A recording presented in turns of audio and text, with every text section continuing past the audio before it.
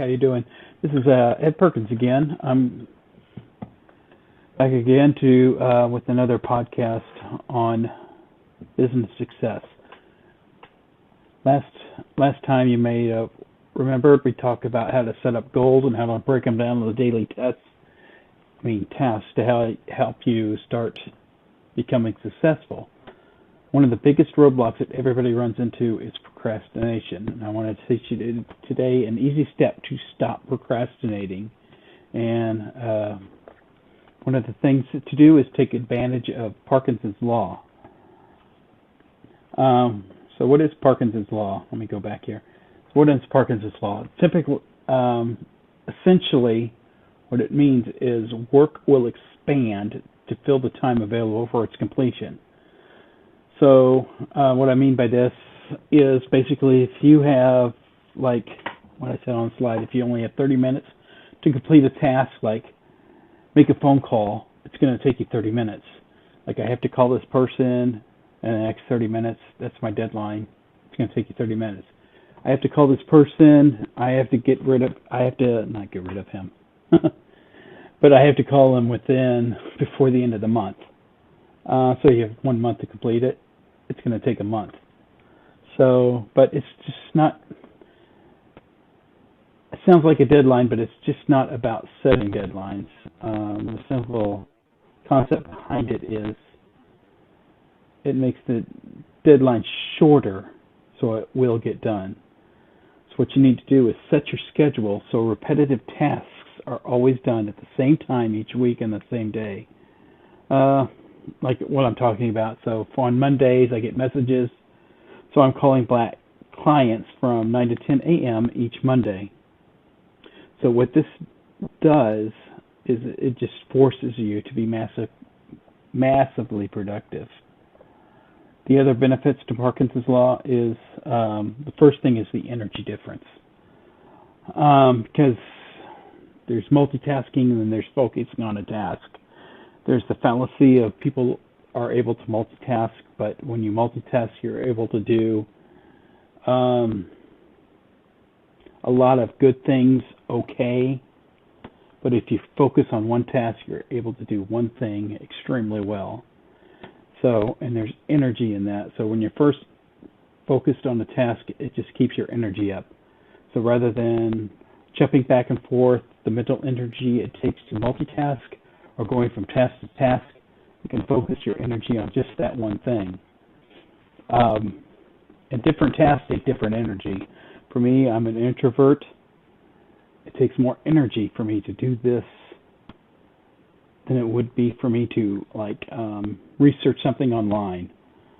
Or talking to clients on the phone, it takes a different focus, a different energy to make a sale, or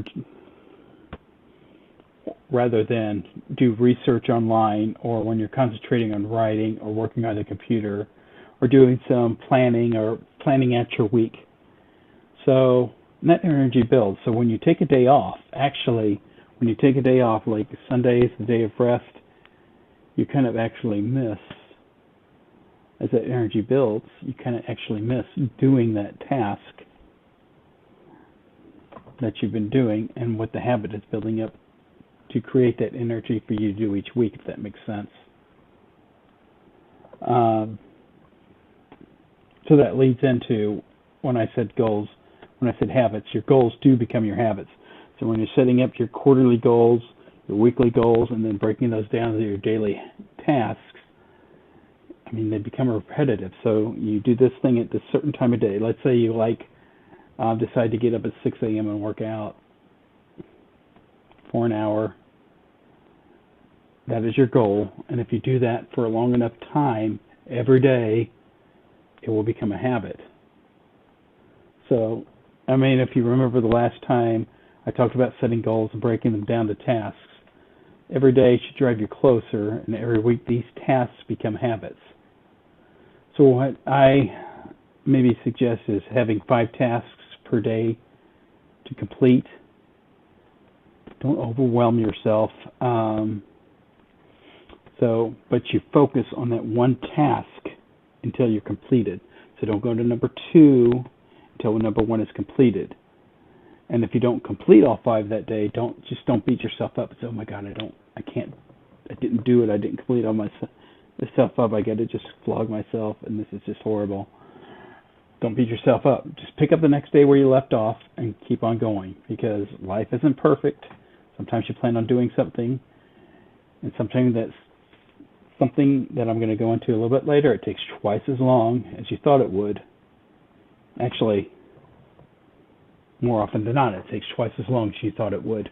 And this is something I'm going to talk about in a minute. So that goes into the concept of time boxing. Is when you're breaking these tasks down to do one step at a time. It's just the skill of setting a fixed amount of time for each task and integrate the resulting time blocks into your schedule. So, for instance, you like wake up in the morning. I set myself for 30 minutes for the workout at this time, like 6 a.m. I got, let's say an hour. 6 a.m. to 7 a.m. I work out. 7 a.m. to 7:30 I eat breakfast. 7:30 to 8 o'clock, I dress and get showered. 8 o'clock, I review my schedule, start calling back clients who left messages. It's just time boxing. It's just putting everything into everything that you're going to do for the day into these little boxes of time. And if you look on the internet, people like Elon Musk and Bill Gates use it all the time. What it does is get rid of unstructured free time. And unstructured free time is another word for internet surfing, or watching TV, or watching Netflix. So what it does is makes you adhere to a plan, so you waste less time, and it removes choice from the equation. So you just go from one task to the other, and you're not even thinking about it. So how do we do time boxing? So what you do is you write out each task in your daily calendar, and give it a time allotment. And this is something you do at the beginning of the week when you have a weekly schedule.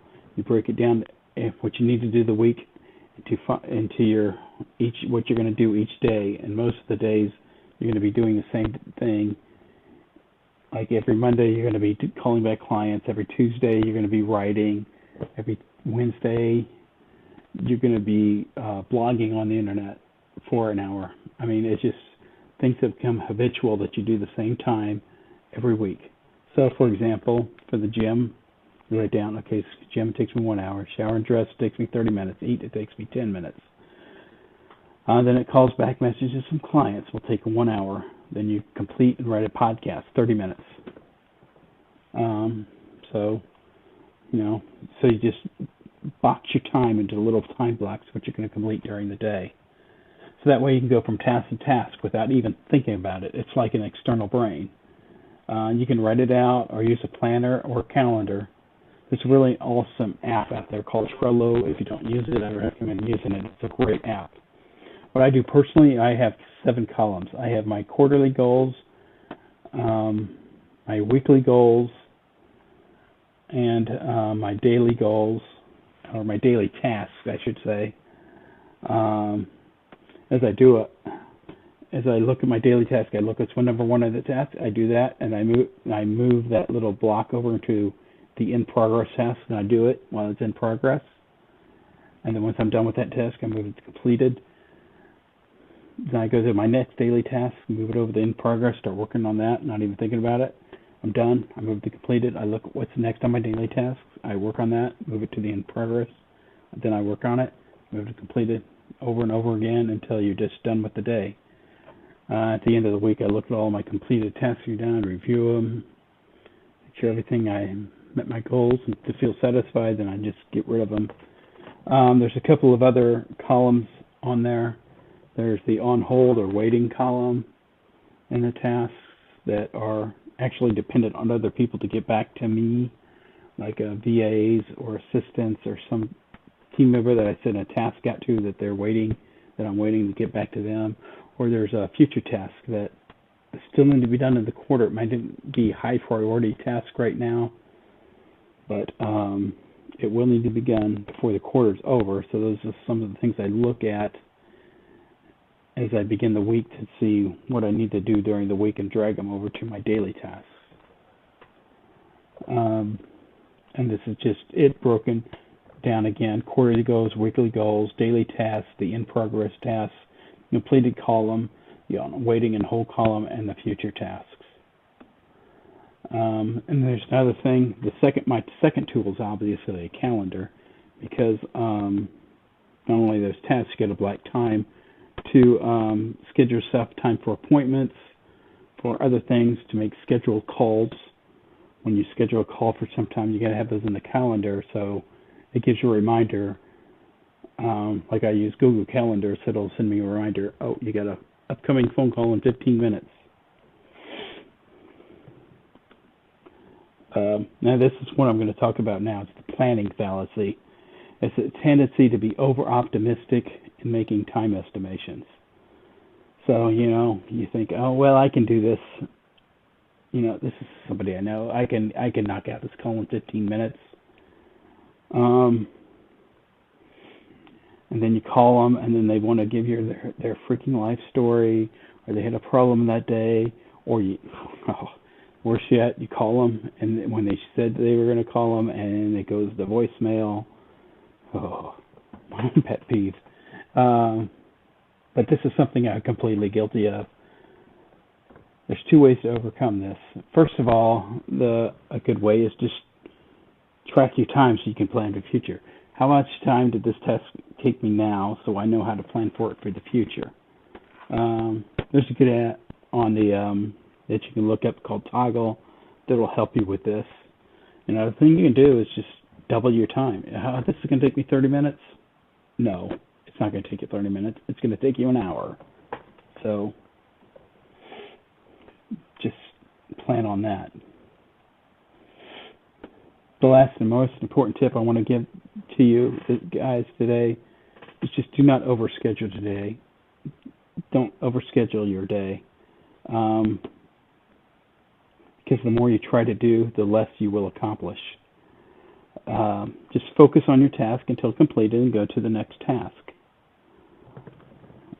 Just focus on your task. Don't try to overschedule your day. To be realistic in what you're gonna don't be real. I should say don't be realistic in what you're gonna do, because it's gonna take you twice as long as what you think it's gonna take. Focus on your task, and remember, focus is an acronym. Follow one course until success. So with that last tip, I'll finish here, and we'll continue the next time I have a upload, and we're ready to go, and we'll talk next time.